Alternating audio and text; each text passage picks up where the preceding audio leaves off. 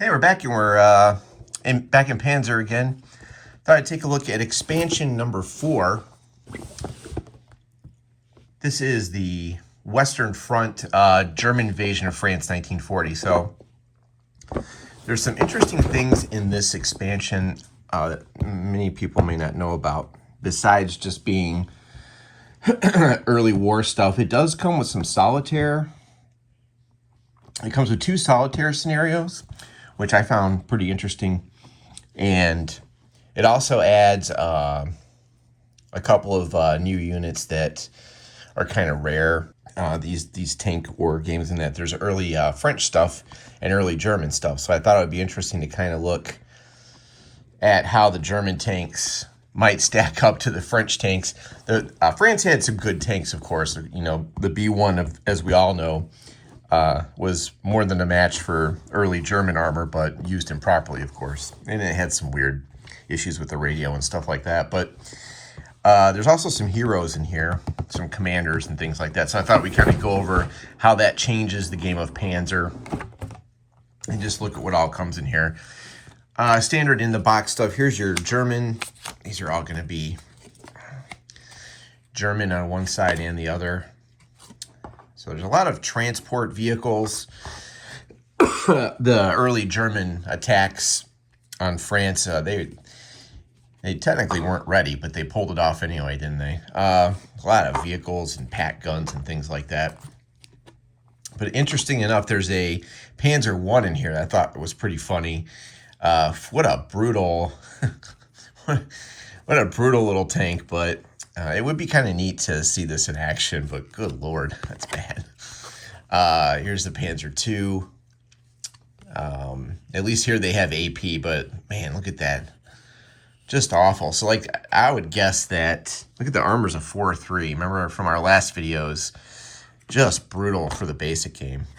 So I'd like to take a 35T, definitely would not even go up against a French tank. Here's the 3. Now, this would be interesting to see go up against some of those French tanks. We'll have to set this aside. And there's a good old Stug. This one's always a good vehicle. Available from early 40. That might be one to take a look at. And, of course, your Stuka planes. I still need to go over the aerial rules, but I think this is pretty neat. Available throughout the war. Dive bomber must fly at slow speed. I don't know how the aircraft work too much in this game yet. I've just been covering the basic game. So, all right. And we got these fun stuff here. Yeah, so take a look at this. Here's the char. 1512. Look at that. Brutal. I don't even know if there's a German tank that could even hurt that. Let's see here. Good. Wow, that's nasty. There's a Panzer 4 here. I don't know how you're supposed to hurt this thing. Yeah, so you could see that. How the heck are you going to get through that? 15. That is crazy. So here is your. There's no size modifier either. I found that to be interesting. The movement is brutal. Yeah, very interesting. I don't know how the Germans are supposed to hurt this thing, but I'll have to look up and see if there's a vehicle that can do something about that. All right, so here's leaders. They have to be attached to a vehicle, leg, or towed unit. They may not attach to aircraft, like you figured. They may also arrive later in a scenario as part of a relief or reinforcement formation. And they have these little stats on the counter. So here's some French leaders right there. And the A is basically their bonus to, as it says right here, their bonus to their AP hit modifier. So you can see that right there, their GP dice roll modifier here. And it's also used for close assault.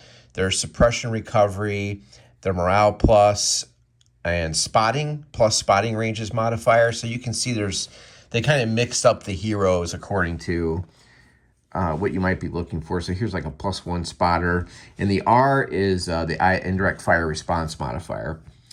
But if I was going to pick a leader, I'd be looking at probably the AP figure for the basic game. Let's see if I can find some German ones. Here's all the other counters here. I'd like to get a leader for the basic game that had, and this is probably a advanced game rule, but I'd like to have an AP modifier. Here's one. This guy right here, Kruger. He gets a +1 to AP hit modifier. So I would look for something like that, and that would help the basic game out a lot. And they have some Americans here and some British and Russian. So it's got a pretty good counter mix for the leaders. And there's a section on the rule book for the leaders here. And then when you get deeper in, this is what a lot of people don't know. There's a whole section on solitaire rules and how to play it. And the different way it plays in solitaire and how the turn will change a little bit. So they have the AI in here, weakest friendly unit, nearest friendly unit, whole bunch of different rules and how they're going to go, like fastest route, things like that. So there is a whole AI program thing in here. So I haven't had a chance to look at how we're going to do this. There's a whole command phase. And it's just, I just wanted to point out that the solitaire rules are in the 4th expansion, and you do not need expansion 1, 2, or 3 for this. You can get this right off the top. Of course, you'll just have what comes in the base game and the early 1940 Western Front, but I think it's pretty neat that they had this in here. And then they've got some scenarios toward the back. And I will be curious to see how the Germans can handle that tank. I don't know if there's any scenarios in here. There's got to be at least one that uses that nasty French nightmare tank, the Char 1 Bis. But it would be curious to see what they put that up against. I'm going to assume that that probably costs a lot of points, too. That'd be my guess. The Panzer III is 33 points. And so the French tank is 44. And I just, looking at this, I don't know how you're going to hurt this thing. That's crazy. Even the gun's pretty decent. Yeah, I don't know. It'd be interesting to see how that goes. But here's the rest of the book. You can see all the scenarios they have in here. There's a lot of them. Great art, great pictures. A lot of trucks and infantry in these scenarios, early war stuff. Infantry.